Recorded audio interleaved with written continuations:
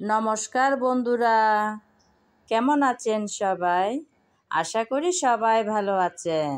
আজকে একটা বতুয়া শাকের রেসিপি নিয়ে চলে আসলাম আপনাদের সামনে। আমি থাকি চট্টগ্রামে।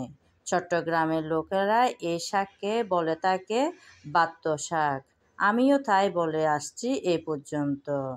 তো আর কথা না বাড়িয়ে মূল কথায় চলে যায়। আমি আজকে যে রেসিপিটা আনলাম এটা কিন্তু স্বাদেও হবে অতুলনীয়, আবার তেলেরও হবে সাশ্রয়। চলুন তাহলে দেখে নেওয়া যাক। শাক আমি কেটে ধুয়ে পরিষ্কার করে নিলাম। এখন রান্নাটা বসানোর পালা। প্রথমে শাক আমি সিদ্ধ করে নেব।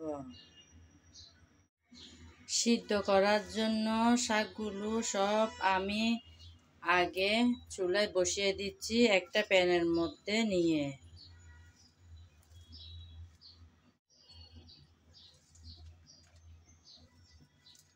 সবগুলো শাক নিয়ে নিলাম। এখন পরিমাণ মতো লবণ দিয়ে দেব। পরিমাণ মতো লবণ দিয়ে ঢেকে কিছুক্ষণ চুলায় বসিয়ে রেখে সিদ্ধ করে নেব।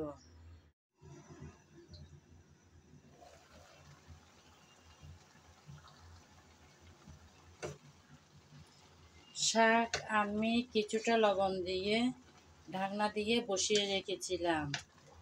শাক কিন্তু সিদ্ধ হয়ে আসলো। আমি কিন্তু শাকের মধ্যে কোনো পানি দিইনি। শাক থেকে যে পানি বের হয়েছে ওই পানি দিয়ে শাক সিদ্ধ করে নিলাম। একটু নেড়ে চেড়ে ভালোভাবে পানিটাকে শুকিয়ে নিতে হবে।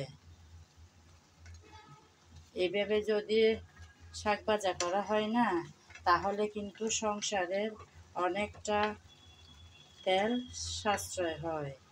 আমরা চাইলে এভাবে বানিয়ে খেতে পারি। সরাসরি তেলে দিলে কিন্তু তেলের পরিমাণটা একটু বেশি লাগে।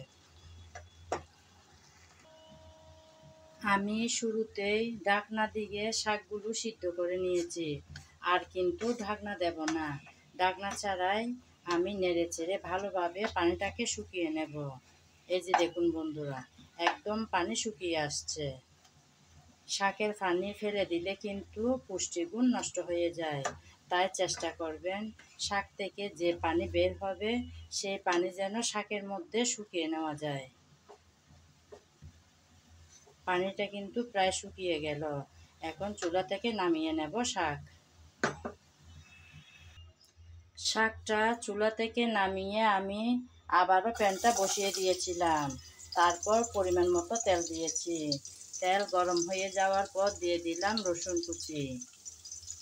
রসুন আমি কুচি করিনি, হামানদিস্তার মধ্যে সামান্য থেতলে নিয়েছি। হালকা করে নেড়ে চেড়ে নেব।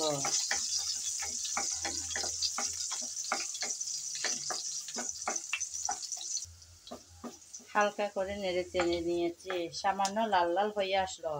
এখন দিয়ে দিলাম 3টার মতন লাল শুকনো মরিচ। আমি আজকের শাকভাজিতে পেঁয়াজ ব্যবহার করব না। আপনারা যদি চান তাহলে পেঁয়াজও দিতে পারেন। এই শাকভাজির মধ্যে শুধু রসুন দিয়ে এভাবে বাগা দিলে আমার ভীষণ ভালো লাগে খেতে, তাই আমি এভাবে বসাচ্ছি। লাল লাল করে ভেজে নিলাম মরিচ আর রসুন। এখন আগে থেকে সিদ্ধ করে রাখা শাকগুলো দিয়ে দেব।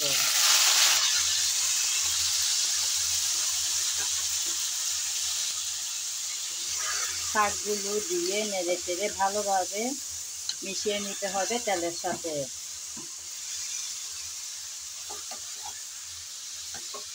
একদম নেড়ে চেড়ে ঝরঝরে করে নিতে হবে।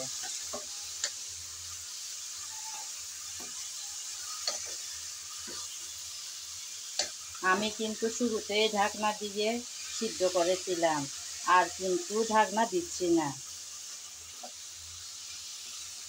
এইভাবে নেড়ে চেড়ে ভালোভাবে মিশিয়ে নিলে রেডি হয়ে যাবে আজকের মজাদার এই শাকভাজিটা। আমার এই রেসিপি যদি কারো ভালো লেগে থাকে তাহলে আমার চ্যানেলটি সাবস্ক্রাইব করে আমার পাশে থাকবেন। আর যদি ফেসবুক পেজে দেখে থাকেন তাহলে পেজটি ফলো করে দেওয়ার অনুরোধ রইল।